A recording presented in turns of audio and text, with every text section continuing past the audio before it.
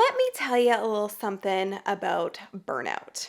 So I have been really honest about my story with hitting a massive burnout 4 years ago, ending up in the hospital because they thought I might be having a stroke at the age of 29. The thing I've never really shared, and I don't see a lot of people talking about, is burnout is not this one thing that happens. It never really goes away when you've been through it to that degree. If you've been paying close attention on my channel, you know that this has been a season over the last couple of months of a lot of things. A lot of things being thrown at me, good and bad. You know, we moved into a house that's a super high, and the excitement of that, and all of the great things that come along with it, and the overwhelm that comes along with it, on top of huge shifts in my team that were really a challenge to move through, and also grieving the loss of someone who had a massive impact on me. So it's been a lot, to say the least, and I know I'm not alone in that because we're all dealing with a lot right now, and we're in very unprecedented times.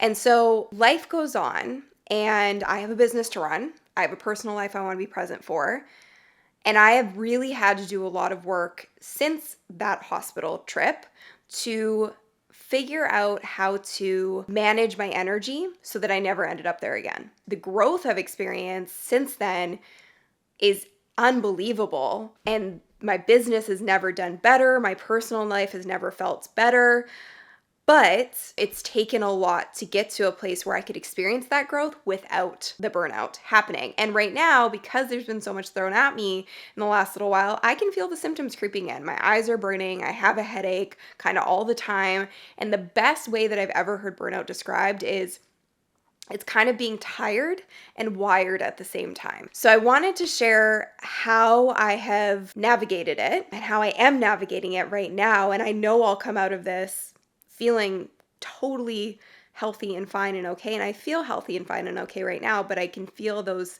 symptoms creeping in. And I thought I'd share in the moment how I move through it and how I work through it. And I hope this is helpful for you because I know there are a lot of people dealing with this right now, especially entrepreneurs.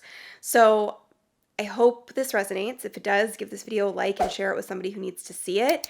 And also feel free, if you feel comfortable, sharing your story around burnout in the comments below because I think it's a really important conversation. So let's get into it.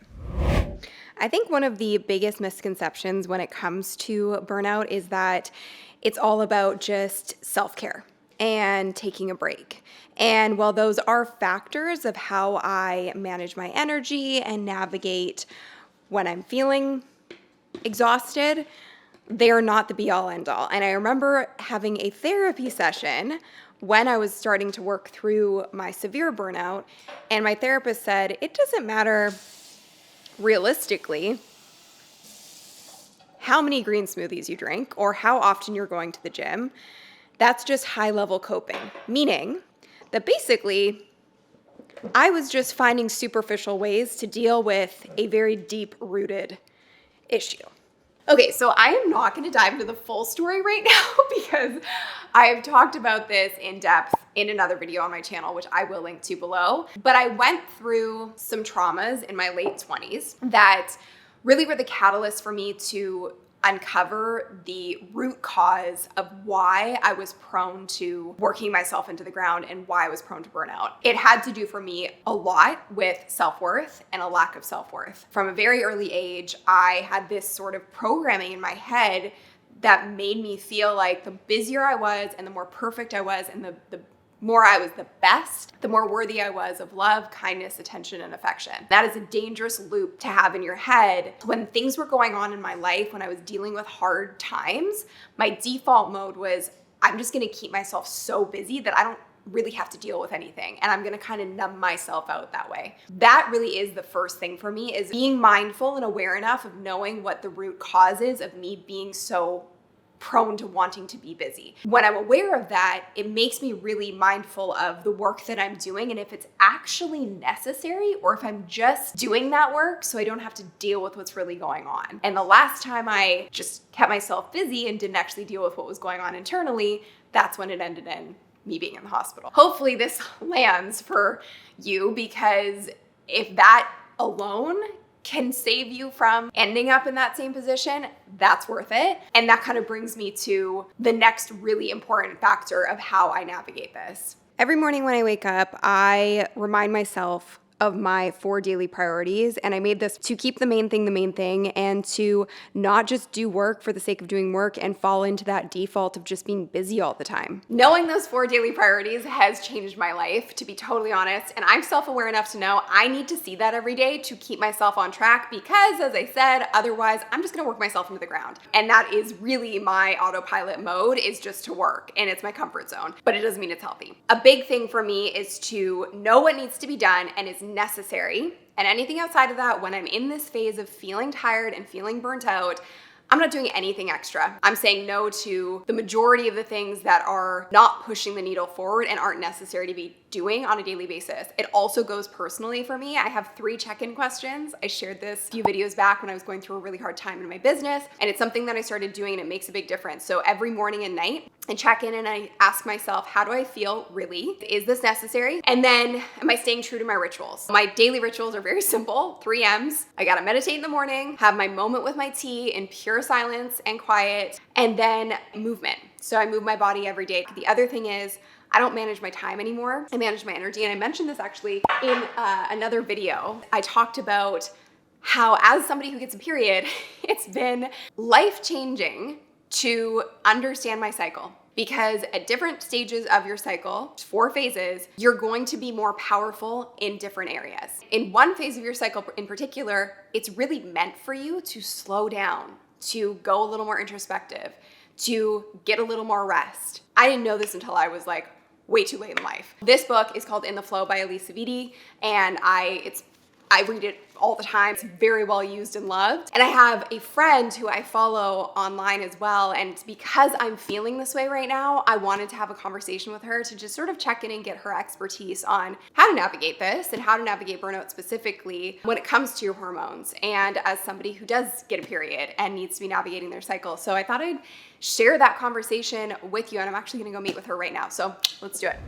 About to hop on Zoom with Barry, who I adore and have been following for a really long time. She's a wealth of information when it comes to your health and your cycle and all that good stuff. She's the founder of Optimize Your Flow, and I'm so grateful that she's going to take the time to kind of walk me through this whole like exhaustion thing, you know, and your hormones. So I'm excited. Hi. Tell me, where are you at in your cycle right now? So I just finished my menstrual cycle, so I'm in the follicular phase right now. But the funny thing for me is that how I know I'm on the verge of like a burnout right now is that right now I would generally be like full of energy, full of life, ready to be external, all this stuff, and I'm not there right now. I'm like, give me another week of just resting. Yeah. Maybe that's what you need to do though. You know, a lot of times we're conditioned to operate in more of a linear manner. And I generally use really inclusive terms when I'm talking about periods, but I'm referencing a specific study that was done. So please forgive me. I'm not trying to offend anyone. But what the research was literally saying is, in our reproductive years specifically, women are more apt to have HPA axis dysregulation because we have a dip in the second half of our cycle. So about 40% of the energy from our immune system gets redirected to our reproductive system. And there's a direct correlation between burnout and stress as it relates to your immune system.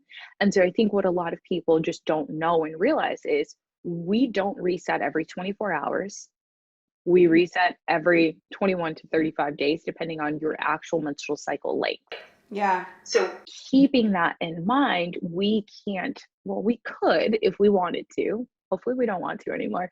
We don't operate at the same level of performance as people who don't have periods that identify as men, right? Like they reset every 24 hours. Must be nice. Like can't relate. Yeah, and that's the difference between the infradian rhythm and the circadian rhythm, because they're more so circadian, which is like kind of you can do the same thing every day, whereas infradian is like it's cyclical and goes in the phases. Is that right? And we like to spice up life a little bit, like we need something a little different. We don't want to stick in our routines, but I also think that having simple things in place to help you continue performing is essential. So I recommend during your PMS and menstrual phase, pick your top 3 things to do that you have to prioritize getting done.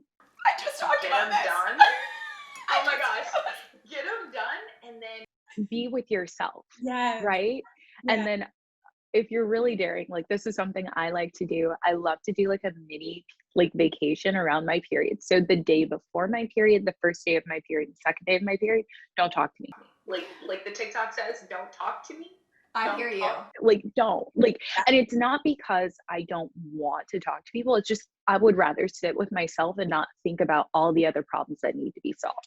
That, and also I find for me, it just is a big energy expenditure when I have to talk to people. And I talk to people a lot day to day. I mean, online it's a little bit different, but still, like, I when I'm in that phase, it's like I want to conserve every ounce of energy that I have. And when I do that, I always feel better coming out of it, and into the follicular phase. And I feel like it sets me up for success moving forward. Like, I've heard about like stress cycles, and like that there are things that we need to be doing to kind of close the loop. And I have no idea if this is actually valid. I'm not a doctor. I have no idea, but I'll ask you.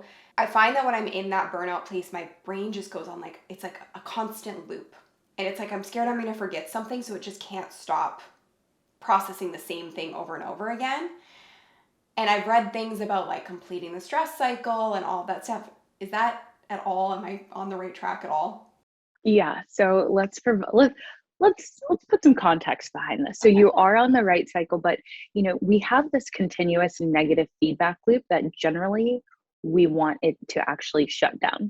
So basically what happens is once you emit enough cortisol, your body goes into this fight or flight state, okay? But when you're in this burnout, it never comes out of that state. So that is the negative feedback loop. Generally, let's say, for instance, in nature, a threat is posed. We're running for our lives. Right. We're running. And then the moment, let's just say the bear is gone, the cortisol would actually decrease and shut off that feedback loop so that you're not continuously like, what's going on? What's going on? What's going on? So that's the whole neuroendocrine situation that we were talking about in the beginning. But I don't want to overwhelm people with all the big terminology. It's just to say that if you can slow down, like literally slow your breath down, slow your nervous system, regulate yourself, you can begin to shut down or close off that feedback loop. You can close it. That is very helpful. And I guess the thing that I'm trying to figure out is I have things that I do to slow myself down, but it's really interesting. It's like a vicious cycle, because when I get into the place that I'm in right now, which doesn't happen often, but where I am having that loop and it kind of won't I'm kind of constantly in fight or flight, it's like I forget and I lose the fundamentals of how to slow down. Do you have anything that you can recommend I do to just take a minute to slow down, or like any sort of tactics? Yes. So I'm going to share with you something called the learning state. And it's a simple practice. It's nothing crazy and wild, but what I find is it calms the nervous system and it focuses you. So what you want to do, take your right hand, place it over your heart, left hand over your tummy. Okay. And what we're going to do is take a deep breath in through the nose, out through the mouth, but we want the exhale to be longer than the inhale. Okay.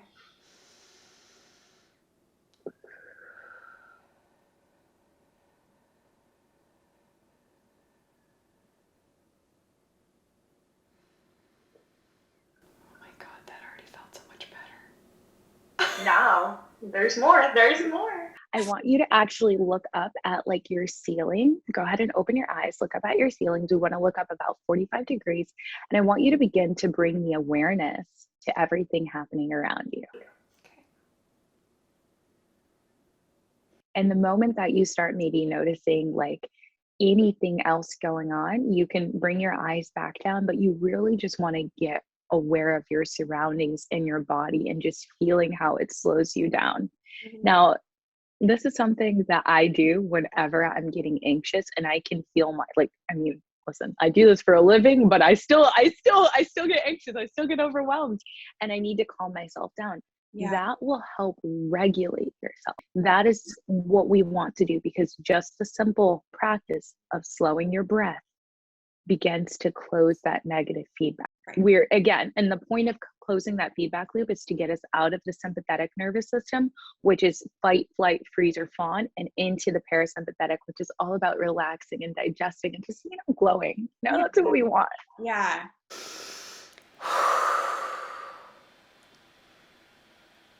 slowing down is just not as complicated as we make it. That was so refreshing to hear and validating that self-care and all the bells and whistles and all that stuff, like it's great and everybody's got to do what works best for them, but sometimes it's as simple as just taking a deep breath, checking in with yourself, being present, that can biologically keep the stress at bay. I hope this was helpful, and if you're going through something similar, let me know. I think a lot of people are right now. I already feel better, and it was just a good reminder that unfortunately I need sometimes to just slow down. If you enjoyed this conversation, I have this secret group that I've talked about before. It's really just a family and a community of people who enjoy and watch my content so we can go deeper. So click the link below to join there. If you like this, hit the like button so more people can see it. Share it with somebody who needs to hear this information, and be sure to subscribe for new content every single week. You can check out this video next on how to be more productive doing less, and I dive even deeper into phases and cycles and all that stuff. And yeah, let's just be kind to ourselves. It's important. Are you with me?